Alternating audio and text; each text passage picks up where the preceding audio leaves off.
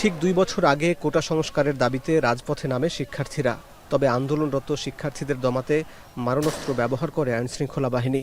ছাত্র জনতার গণ অভ্যুত্থানে দেশ ছেড়ে ভারতে পালিয়ে যেতে বাধ্য হন সাবেক প্রধানমন্ত্রী শেখ হাসিনা। পরে আন্তর্জাতিক অপরাধ ট্রাইব্যুনালে শেখ হাসিনার সর্বোচ্চ সাজা হয় মৃত্যুদণ্ড।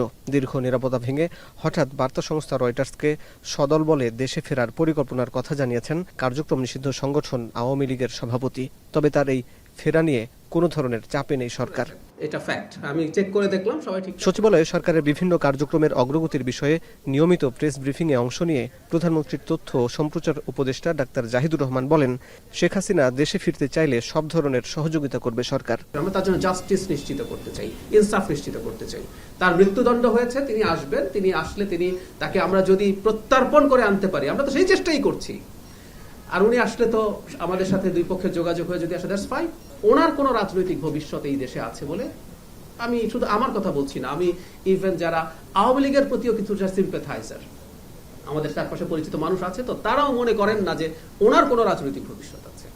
তো এইটাই আর কি, সুতরাং এটাকে আমি কোনো চাপ বা কোনো প্রবলেমে কিছু বলে মনে করি না। তথ্য উপদেষ্টা বলেন, শেখ হাসিনার ন্যায় বিচার নিশ্চিত করা হবে। আত্মপক্ষ সমর্থনের জন্য তিনি চাইলে বিশ্বের নামকরা আইনজীবী নিয়ে আসতে পারেন।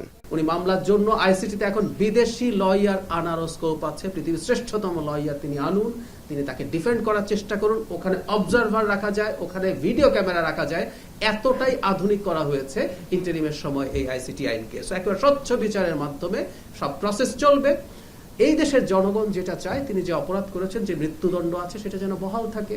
বহাল থাকলে সেই মৃত্যুদণ্ড কার্যকর হবে, সেটাও জনগণ দেখতে চায়। জুলাই সনদ বাস্তবায়নে সংশোধন কমিটির বিষয়ে উপদেষ্টার দৃষ্টি আকর্ষণ করলে তিনি বলেন, সংশোধনীর মাধ্যমে সংবিধানের যে কোনো কিছু পরিবর্তন করা যায়। সংশোধনী কমিটিতে এসে বিরোধী দলকে আলোচনায় অংশ নেওয়ার আহ্বান জানান তিনি। আমি আশা করি বোঝাতে পেরেছি আপনারা। হাসিব বিল্লাহ, এখন, ঢাকা। জনগণ কেউ আমাকে জিজ্ঞেস করেছে যে